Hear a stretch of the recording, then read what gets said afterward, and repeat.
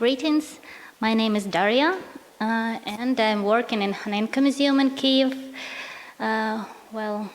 Today we will start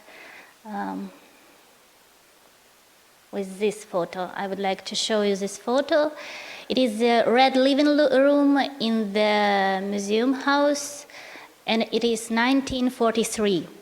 It was the first that our colleagues saw after the liberating Kiev during the Second World War, and it was the biggest fear in 2022. We afraid of lost everything again.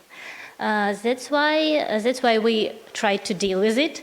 We try to do something with our fear, and then it's 2021, before the full-scale war was started. It's red living room, the same room as from the previous photo, and it's our excursion and our normal life. And it is 2022, our life during the war now. So we still have our interiors, we still have our visitors, and we still have something that we have to keep. The Hanenka Museum is located in Kiev. We have collection of European and Asian art.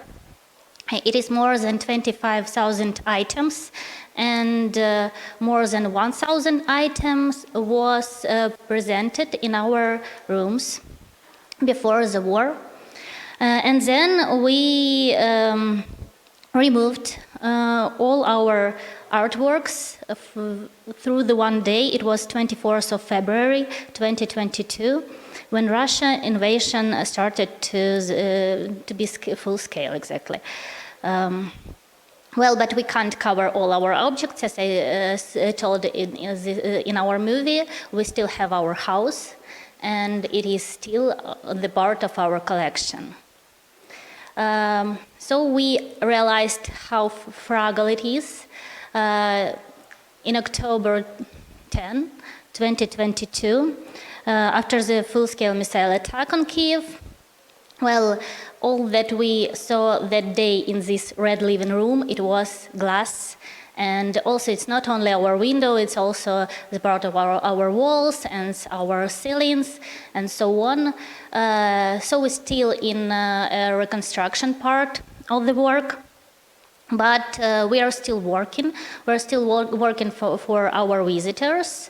We are still doing lots of programs, but it is kind of other story.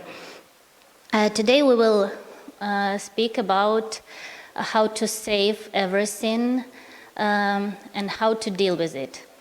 Well, our first losing part starts, we have three periods when we lost our artworks.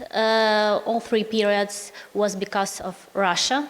Even after Second World War, when we came back everything, it came to Russia, and then they decided what they sent to Kiev. It was the Soviet occupation in Ukraine, so still in Russia we have a lot of our artworks.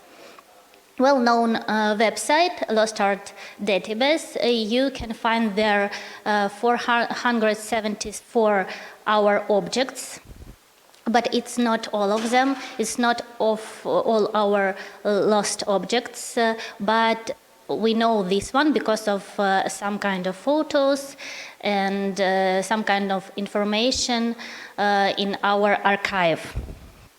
So what do we do with this? How we have to deal with this?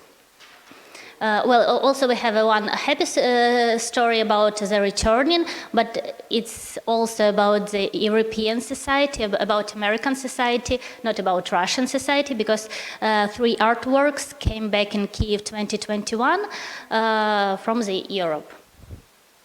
We found it on auction houses, and we have it in our collection again.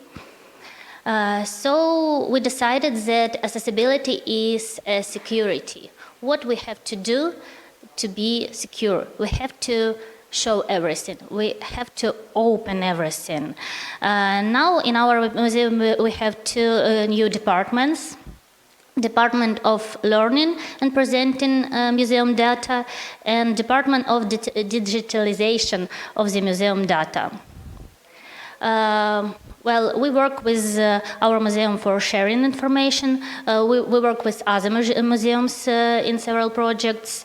We work with Heritage as Kharkiv Literature Museum. My colleagues now with us in this room. And well, it's our server. What do we do now? We are creating new open database with a collective access. We creating new dossier of artworks, and we digitalize everything. It is my colleagues in Kiev. We start to work with Heritage, and now we have our own technique in our museum. We decided to touch our curators of the collection. We have several collections, like Asian collection, European art collection, and so on. And we decided that our curators had to learn how to digitalize their objects. For example, you can see our curator of the Japanese sculpture collection, Katya Baranovska, near the photographer. Here is her hands, for example, and she digitalized by herself more than 5,000 objects. 500, I'm sorry, 500 objects. Of course, all photo processing was made by our photographer Anastasia, but she made all photos. And this is a planetary scanner. It is our new project with Goethe Institute and Heritage. We have more than 17,000 objects of graphic art, and we don't have any picture in a good quality. So we decided that we have to do it. We have to deal with it. And we started, we are just in the process of this new project. And now we should speak about documentation. It's not only documentation of our history and our artworks, but it's also documentation of our experience. Well,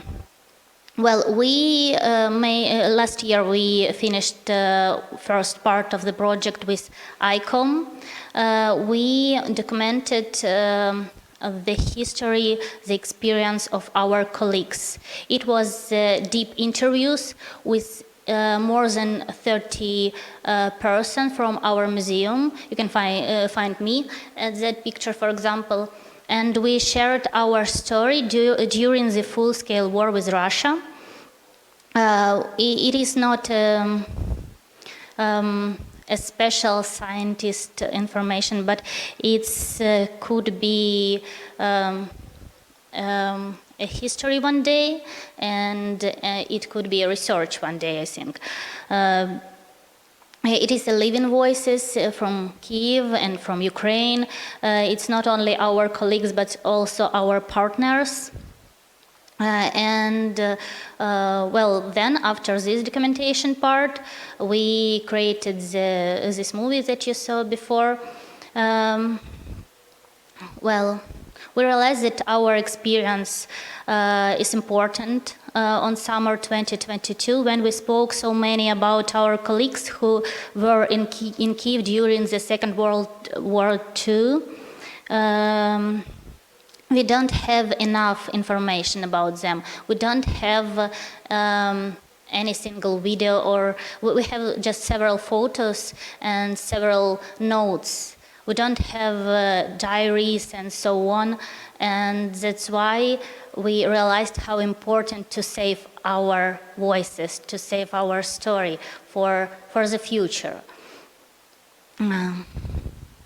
So we trying to save as many as we can, and I really want to see you one day in our museum.